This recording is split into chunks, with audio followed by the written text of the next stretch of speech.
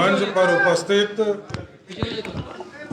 Bharatiya Janata party के नेता और पार्टी के और बिहार सरकार के पूर्व उप मुख्यमंत्री आदरणीय तारकिशोर जी, पार्टी के महामंत्री जगन्नाथ ठाकुर जी, शिवेश राम जी, राजेश वर्मा जी, पार्टी के उपाध्यक्ष संतोष पाठक जी, संजय जी, पार्टी के मंत्री संतोष रंजन जी, सभी उपस्थित हैं, सभी मीडिया साथी। आज 10 अगस्त 2023 है और पूरे बिहार में भारतीय जनता पार्टी के साथ साथ युवा मोर्चा पूरे प्रदेश में घमंडी पलटू सरकार के खिलाफ धिक्कार मार्च का कार्यक्रम चला रही है और सभी जिले में एक महापुरुष के मूर्ति के सामने से निकलकर जिलाधिकारी जी को ज्ञापन सौंपने का काम किया जा रहा है। और इसके साथ साथ भारतीय जनता पार्टी ने तय किया है कि 13 तारीख को महामहिम राज्यपाल आज बाहर है, तो 13 तारीख को मिलकर बिहार के युवा मोर्चा के माध्यम से एक हस्ताक्षर अभियान चलाने का काम बिहार में किया गया। उस पूरे ज्ञापन को हस्ताक्षर अभियान के 25 लाख से जो अधिक हस्ताक्षर हुए हैं उनको सौंपने का काम करेंगे।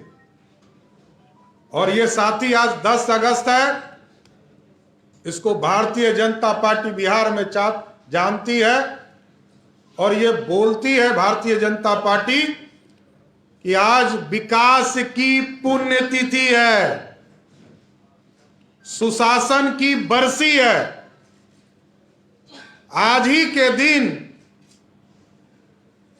घमंडी गठबंधन के लोगों ने सरकार बनाने का काम किया था और इस पूरे 1 साल में जब भारतीय जनता पार्टी ने 10 लाख सरकारी नौकरी का हिसाब मांगा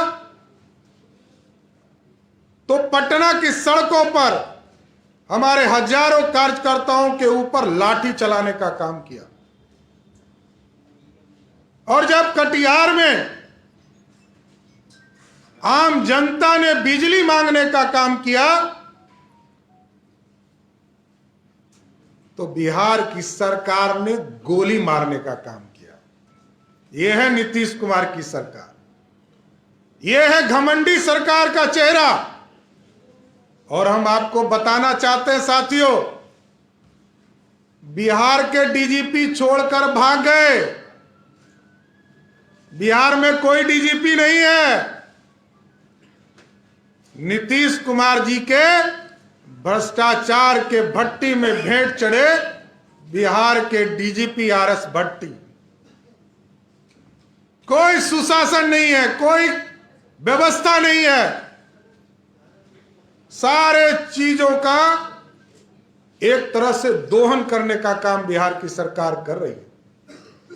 पिछले 1 साल की घटना मैं याद दिलाना चाहता हूं, किस तरह बेगूसराय में एक दलित पासवान समाज की बेटी को नंगा करके पीटने का काम किया गया और नीतीश कुमार की सरकार ने कोई कार्रवाई नहीं किया।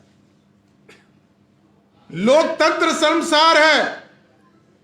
बिहार के आजादी के 75 वर्षों के बाद भी आज दलित समाज बिहार में अपने सब का क्रियाक्रम भी नहीं कर सकता है। हम लोगों ने देश के गृह मंत्री जी को जाकर आग्रह किया और आदरणीय अमित शाह जी ने तुरंत जांच का आदेश दिया और बिहार की सरकार आज तक सोई हुई है साथियों। और जानकर आपको आश्चर्य होगा, कुर्थौल गांव में वहां का एक दलित परिवार जब उनकी कैंसर से मृत्यु हो गई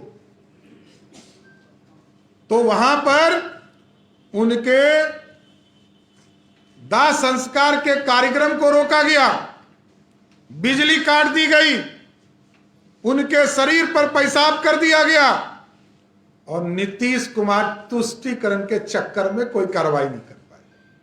यह है नीतीश कुमार जी का चेहरा। लोकतंत्र पूरी तरह शर्मसार हुआ। ये 1 साल इसलिए हमने कहा ये विकास की पुण्यतिथि है और सुशासन की बरसी है। नीतीश कुमार जी के राज्य में ना सुशासन रहा ना विकास हुआ। और आपने देखा विकास, सुल्तानगंज के पुल का 1714 करोड़ रुपया का ब्रिज गिरा, आज तक FIR दर्ज नहीं हुआ। कोर्ट में इन लोगों ने लिखवा कर दिलवाया कि एजेंसी अपने संसाधन के पैसे से वो पुल फिर से निर्माण कराएगा। कई परिवारों के जान चले गए, वहां जो नाइट गार्ड था उसकी हत्या हुई, लेकिन नीतीश कुमार जी ने कोई कार्रवाई नहीं किया। और यह EPC मोड था, मोड पर यह पूरा काम था साथियों। डिजाइन भी तय करना था, वो काम करना था उसी एजेंसी को। EPC मोड में यही होता है और कोई कार्रवाई नहीं हो रही है। यह पूरी तरह घोटाला है, क्योंकि मैंने सीधा आरोप लगाया था कि जिस दिन इस मोड का सैंक्शन किया जा रहा था, स्वीकृति किया जा रहा था, उस दिन बिहार के मुख्यमंत्री नीतीश कुमार थे और पथ निर्माण मंत्री भी नीतीश कुमार थे।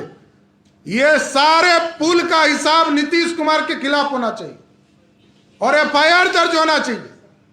और नीतीश कुमार जी ने कोई भी जांच कराने से इनकार कर दिया।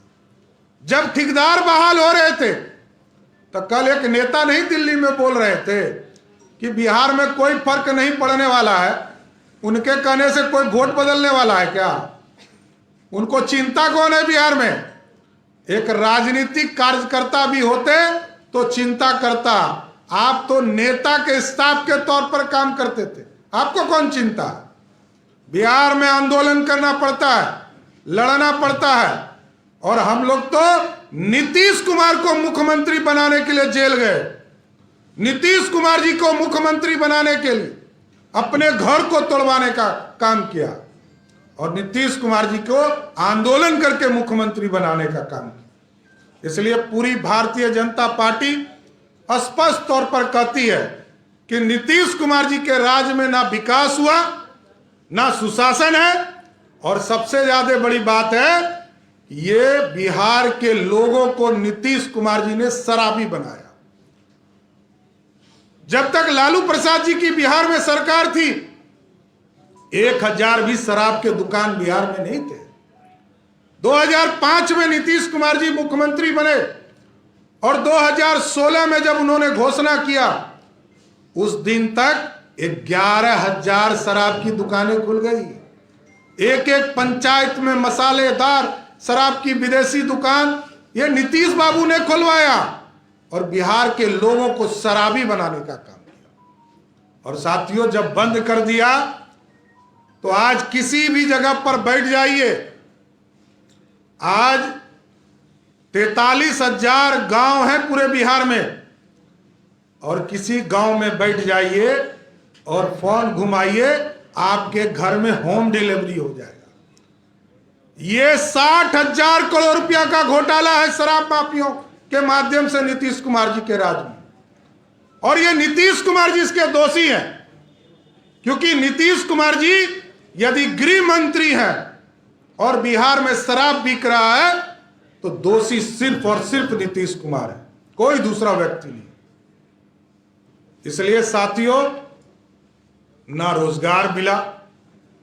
रोजगार के मामले में ये लोग कहते थे, घमंडी गठबंधन के लोग कहते थे कि 10 लाख सरकारी नौकरी दूंगा। 1 साल हो गया, कोई सरकारी नौकरी नहीं मिला। 10,000 जो हमने सिपाही की बहाली किया मार्च में जिनके अकाउंट में तनख्वाह आ गया उनको सितंबर महीने में नियुक्ति पत्र दिया गया। 11,000 कर्मचारी चयन आयोग के माध्यम से बिहार में राजस्व कर्मचारी की बहाली की गई, पंचायत सेवक की बहाली की गई, एलडीसी और यूडीसी की बहाली की गई और उसको 12 बार मुख्यमंत्री और उप मुख्यमंत्री ने कभी 300, कभी 400, कभी 1,000, कभी 3,000, और जबकि हम लोग खुद मंत्री थे, हमने तो उसको पहला तनख्वाह जुलाई महीने में ही 2022 में दे दिया। यही है नीतीश कुमार जी की सरकार। जिस तरह नीतीश कुमार की पार्टी कट और पेस्ट में जानी जाती है, कोई मूलधन नहीं रह गया। समता पार्टी के एक एक कार्यकर्ताओं की अपेक्षा हुई और कट एंड पेस्ट करके वो पार्टी बनी। उसी तरह बिहार की सरकार भी सिर्फ कट एंड पेस्ट में चल रही है, कोई योजना नहीं पूरा होता है। 2006 में नीतीश कुमार जी ने ग्राम पंचायत में पंचायत सरकार भवन बनाने की कल्पना की।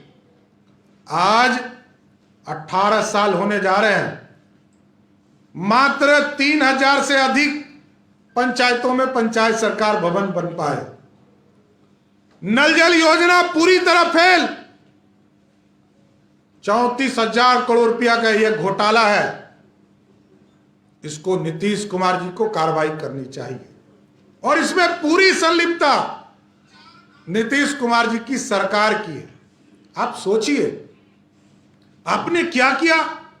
लोगों को पानी नहीं मिल रहा है, बिहार के लोगों को शुद्ध पीने का पानी तक नहीं मिल रहा है।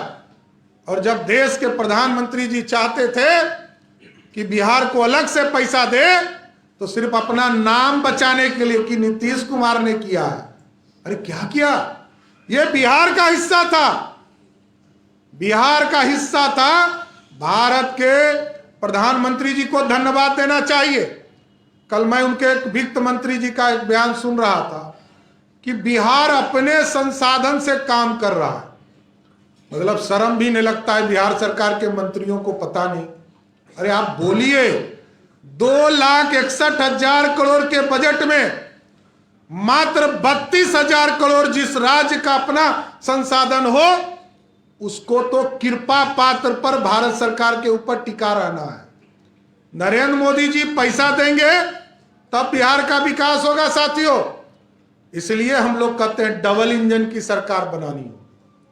और नीतीश कुमार जी तो आजकल उनको प्रधानमंत्री का कीड़ा काटा है और आधा बात तो याद भी नहीं रहता, आप लोग जानते हैं। ये भी एक नया डेवलपमेंट है 1 साल का। ये मेमोरी लॉस हो गए, ये मेमोरी लॉस सीएम हो गए। देश में अनोखा मुख्यमंत्री जिनको आज की बात कल याद नहीं होती और कल की बात परसों याद नहीं रहती। इसलिए साथियों, ना विकास हुआ, ना सुशासन हुआ, ना रोजगार हुआ, ना किसानों की चिंता हुई। ये पूरी तरह फेल्योर है।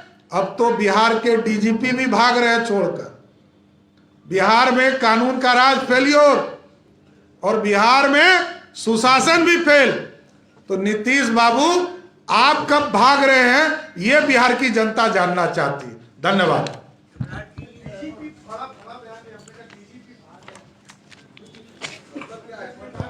मैंने कहा डीजीपी भी बिहार छोड़कर भाग रहे हैं। वो चाहते हैं कि कोई काम ही करने के लिए बिहार सरकार नहीं देती है और सुशासन स्थापित ही नहीं करने देती है, तो इससे अच्छा हम दिल्ली में ही रहें, यहाँ रह के क्या करेंगे। इसलिए पूरी तरह बिहार सरकार फेलियर हो चुकी है। बिहार की व्यवस्था पूरी तरह चरमरा चुकी है और बिहार में कुशासन स्थापित हो गया है। आदरणीय तारकिशोर जी से चाहेंगे कि कुछ बातें रखें। एक मिनट।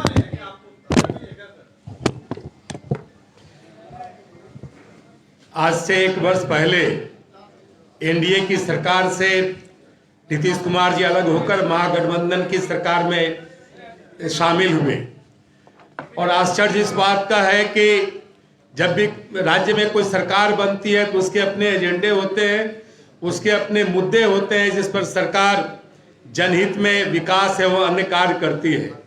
लेकिन इनका एक ही एजेंडा रहा कि तेजस्वी यादव कैसे सीएम बनेंगे और नीतीश कुमार जी कैसे पीएम बनेंगे।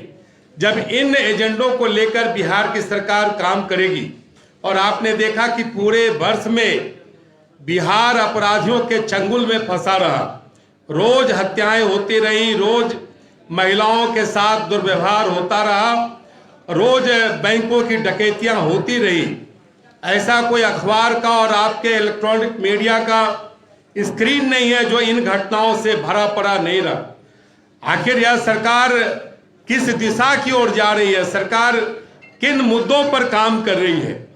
और हाल के जो INDIA की जो गठबंधन की जो बैठकें हुई उसमें भी स्पष्ट हो गया, जब राष्ट्रीय स्तर के विपक्षी दल इनको संयोजक बनाने के लिए तैयार नहीं है, ये प्रधानमंत्री बनने का ख्वाब देख रहे हैं।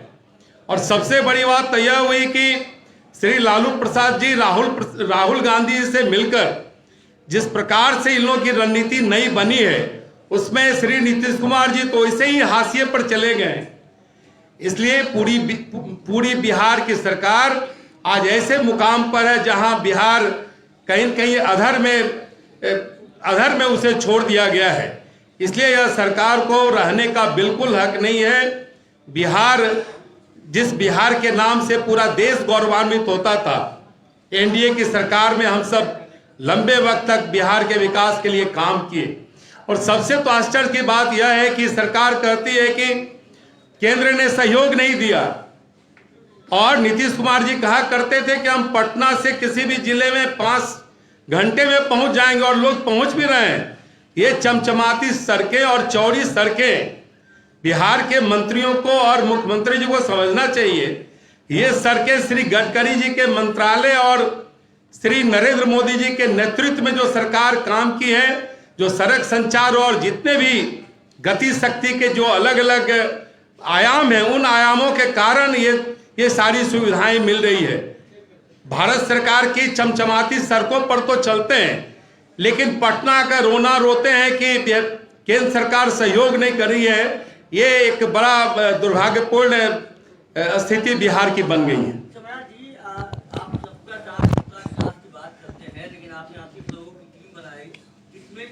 यादव और एक भी अल्पसंख्यक को नहीं रखा, तो कैसे आप कहेंगे कि सबका साथ होगा जब उन आदमियों को आप अपनी टीम में जगह नहीं देते? देखिए, भारतीय जनता पार्टी सबके साथ चलती है और सबके प्रतिनिधित्व के साथ चलती है। इसलिए भारतीय जनता पार्टी संगठन के कई आयाम है, अभी और आपको कई लिस्ट दिखेंगे, इसमें सबका संयोजन आपको मिलेगा।